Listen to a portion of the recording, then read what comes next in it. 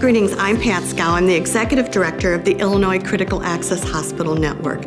I'm very excited today to kick off our series on board education for hospital governing boards for rural community hospitals. It is about a variety of topics from conflict of interest to fiduciary responsibilities to quality improvement to a variety of things that I hope that you take time to listen to the various modules that will be available to you in the next coming weeks. Today we're going to talk about conflict of interest, and that'll be covered by Attorney Steve Moore in just a couple of minutes. But first I want to stress the importance of board education.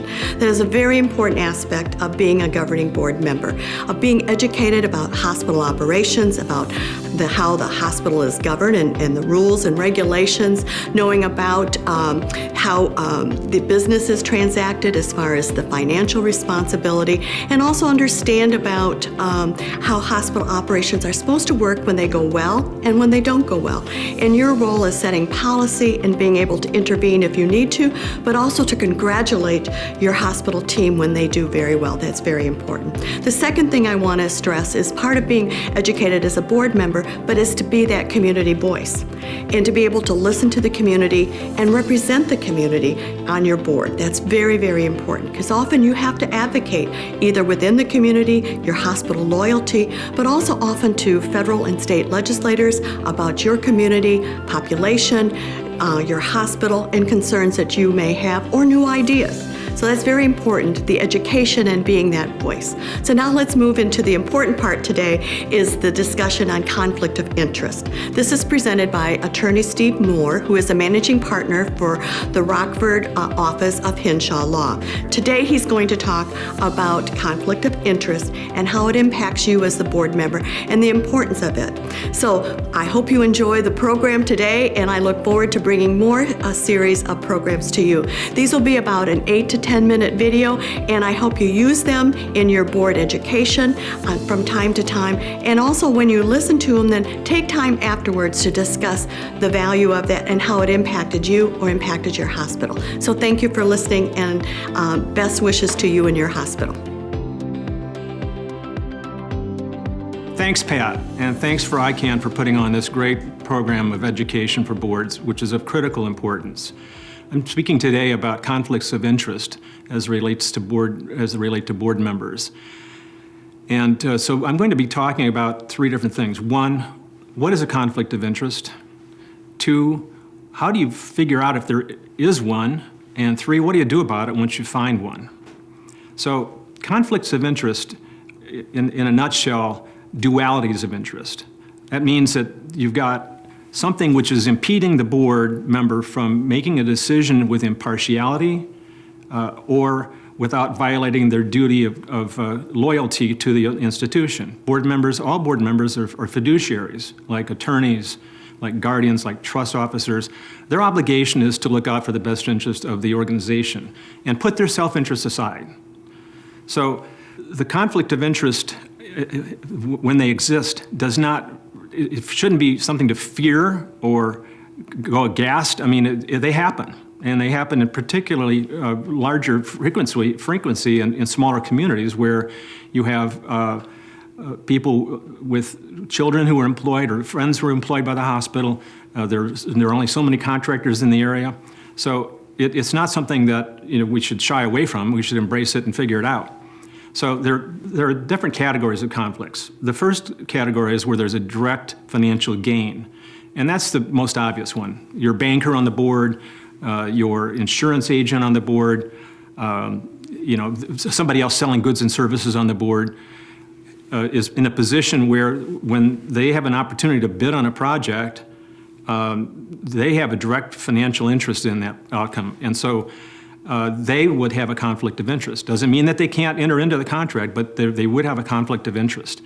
And similarly, if you have a physician who's on the board, the physician would be in a conflict of interest position if he or she is employed on decisions of compensation, benefits, maybe hiring another physician in that same specialty, allocation of capital resources. So those are the direct financial gain category conflicts. The next is the indirect financial gain, and it's all the same set of facts except you change one thing. Instead of being the board member, that has the financial interest. It's a family member of the board member, a relative, close relative of the board member, or maybe even a really close friend of the board member.